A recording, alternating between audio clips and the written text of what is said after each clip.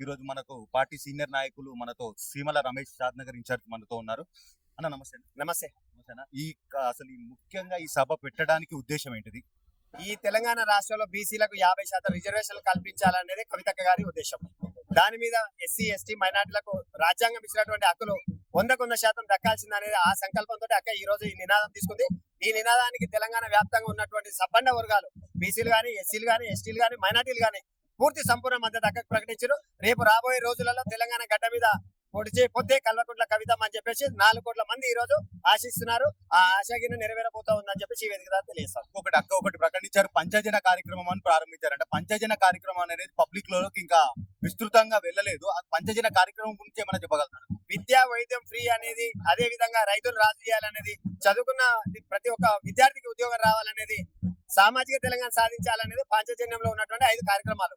వీటిని ఈ భారతదేశంలో ఉన్నటువంటి 29 రాష్ట్రాలలో 6 సార్లు 5 సార్లు ఆయన ముఖ్యమంత్రికి అవగాహన లేదు. కవితక్క గారు ఇప్పటి వరకు దీని మీద పూర్తిగా అవగాహన తోటి ఇవి చేసింది. రేపు రాబోయే రోజులలో విద్యా వైద్యం ఫ్రీ ఇస్తాం, ఇచ్చి తీర్థం అని చెప్పేసి కవితక్క గారు గంటాపదంగా చెప్తా ఉంది.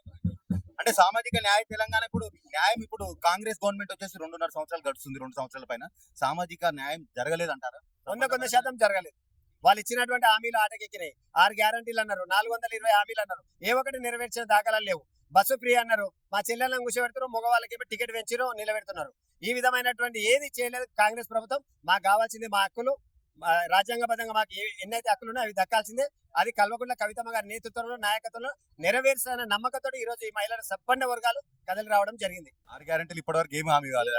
ఏమి లేదు, ఒక బస్సు తప్ప, ఉచిత బస్సు తప్ప. ఇంకోటి వచ్చి కాంగ్రెస్ గవర్నమెంట్ కూడా ఆడవాళ్ళకు కూడా ఒకటి ఏం చెప్పిందంటే తులం బంగారం ఇస్తాం, పెళ్లి అయితే తులం బంగారం ఇస్తాం అని అన్నారు. తులం బంగారం అని చెప్పారు, ఏది లేదు, తులం లేదు, ఏం లేదు, అన్ని మాయ మాటలు రేవంత్ రెడ్డి చెప్పింది. రేపు రాబోయే రోజులలో కవితక్క నాయకత్వం ప్రభంజనం పట్టబోతుంది. తెలంగాణ రాష్ట్రంలో ఒక మహిళా ముఖ్యమంత్రిని చూడబోతున్నాం తెలంగాణ రాష్ట్రంలో అని చెప్పి తెలియజేస్తా ఉన్నా.